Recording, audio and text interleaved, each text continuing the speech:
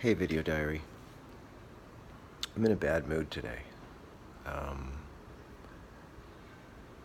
every night is like a game of trying to get myself to sleep. I go through my guitar method, this thing I call the master exercise, so that I don't have to think about him.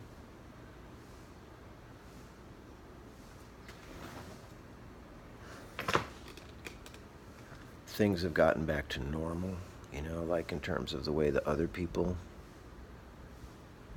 uh, are just, on with their lives. And nobody talks about Forrest because he doesn't matter anymore. Dead people, I guess they could matter, if they left unfinished work or a legacy that is important for future generations. Maybe that's the goal of a great life, is to leave something so good that other people can pick up on it and build upon it. I know there's lots of examples of that. I just don't need to state any. It's obvious that even, let's say, if you have a business, Steinway and Sons or whatever, I see these kids down the street dragging garbage cans out of this house that they're working on, and as I walk by them, the first kid was like, he could only be like 14, and then his brother or another young kid with the other garbage. I mean, they're humping garbage cans. They're working hard. It's fucking beautiful. And their dad is there because he can trust them, supposedly. It's kind of terrible that nobody can really trust anybody.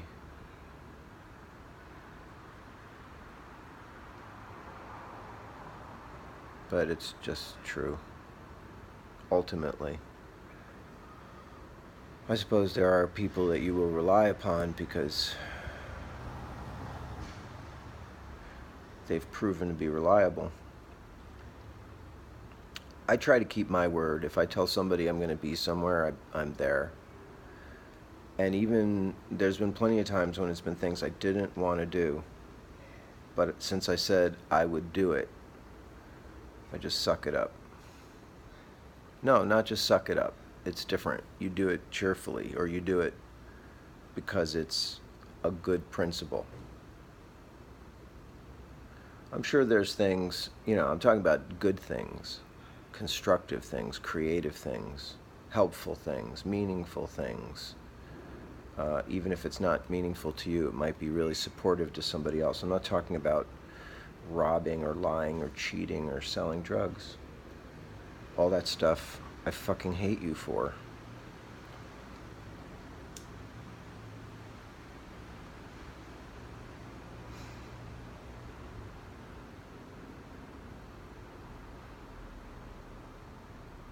I was watching a prison program. These two brothers are in jail, and the older brother sells crack, and he said, look, if I don't sell it, somebody else will. So I'm selling it, and I'm going to make a lot of money. And he gave his little brother a gun when he was 14 or 15 because he was making him sell more of the crack because he would not get prison sentences like someone over 18 would. So they use young kids to actually do the selling because they're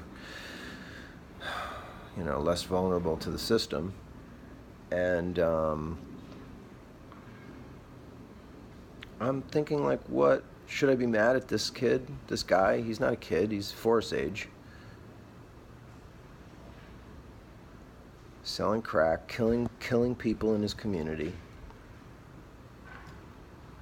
so that he can benefit financially without having really earned it. Drug dealers think they earn it because they have their game and their business, and it's a thing, but it's just easy money. It doesn't require you to have studied or trained at anything except your shitty environment. Being kept shitty by drugs. It's a vicious cycle because, I have also been in places in my life where I was just like, I need to figure out a way to earn money to not sink like a stone. And I did illegal things. I sold pot, marijuana.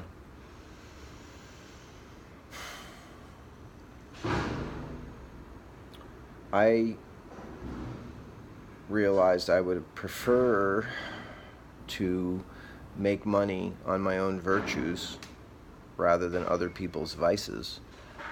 But I did the same thing where you rationalize it and equivocate it. Pot doesn't kill people. But let's face it, pot does not kill people.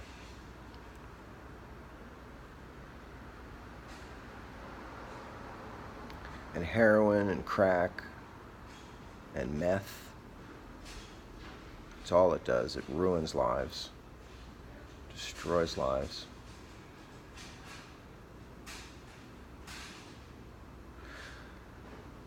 Having been introduced to Aristotle in my 30s, I realized, there is a way to mediate your appetites, and one should. One should try to find that balance between virtues and vices. And I think Aristotle understood human nature in the sense that you need to have a particular balance with, not away from those things. And that's what I was saying in another video, that people do need to party. They will. It's just a human characteristic. Like, we'll figure out how to make hallucinogens out of shoe rubber if it's possible. But there's also got to be some acknowledgement that these other drugs occupy a different pantheon of bullshit. And I don't know if anybody out there listening has children and you'd like to see them die from a drug OD. I don't think anybody says that. I think that says a lot. Or I would like to see my kid or my sister or my brother or my parents as drug addicts, heroin addicts, intravenous drug users, crack smokers, meth smokers. Those are the ones that really get to me because it's just so fucking obvious.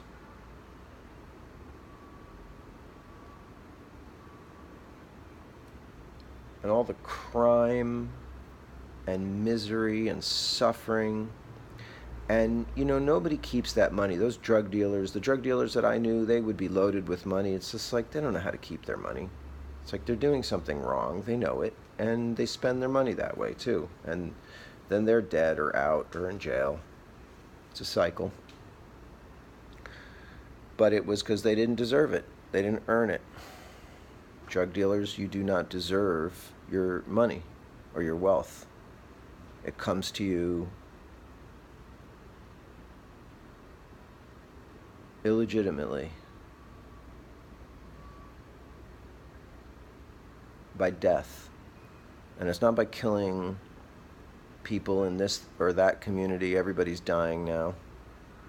It's like, if you sell these drugs, you are a murderer.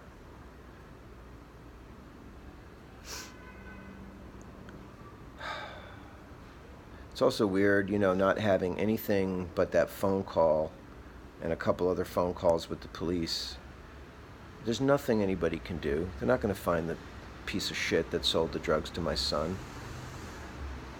What they are going to do is blame my son partially for being stupid enough to embark upon self-actualization through this poison.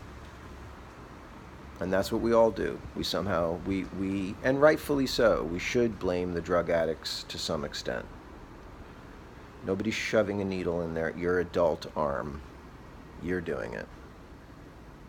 And it's not a victimless crime. It's victimizing. Every time you get high, you're victimizing the entire world.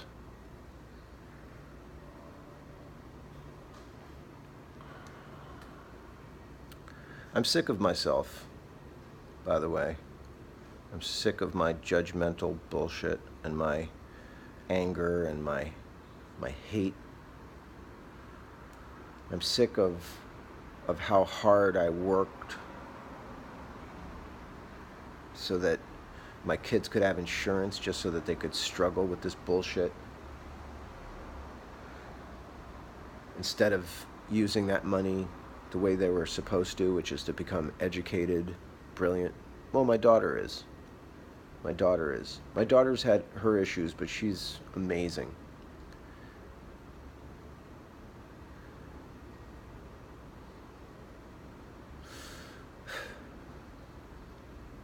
But it wasn't supposed to be for me.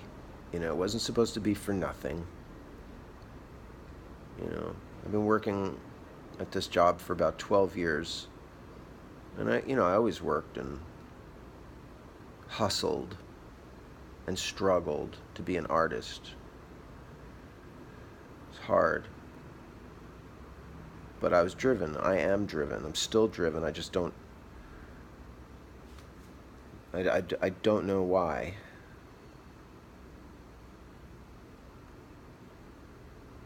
Or at least I don't have someone to share it with like I did before.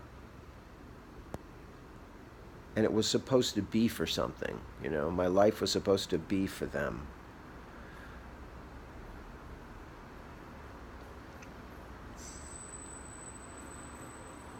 He was supposed to be graduated right now, college graduate, athlete, artist, just person. He didn't have to be anything or anybody. Just not a fucking drug addict.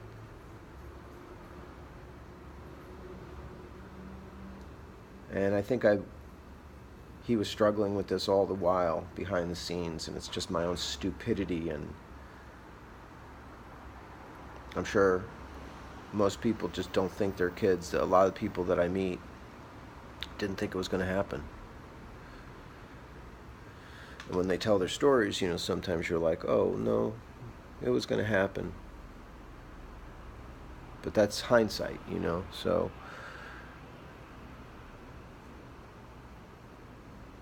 he was going to be sleeping. He slept on this couch 4 feet away from me. I made him breakfast. He went to these guitar classes right down the subway. And all the while, it's heroin. And I know that to be true, because I know what these drugs do to people. You see it enough. You hear about it enough.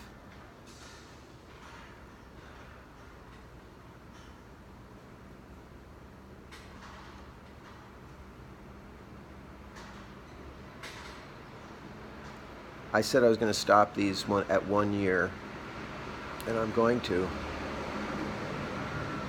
But I also realize that, my life is going to get really dark. I guess unless I find some kind of meaning for it. my meaning was to put better people in the world, people who are ethical, that don't have to shut out the realities of the world, nor drink idiotic Kool-Aids. And at least with Forrest, I have so miserably failed. And he miserably failed me. And I can't shake that. And if you knew us, we were so happy and so close. And so, like, the way that we were connected was not like most fathers and sons. And so I feel like double stupid and double fucked over in some way, because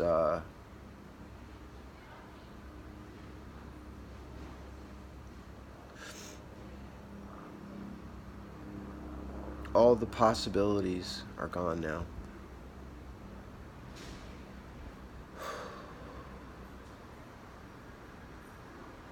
I don't think I can help this world be better. You know, there's drug dealers at the corner. I shout at people. I get on fights on the subway. It's fucking stupid.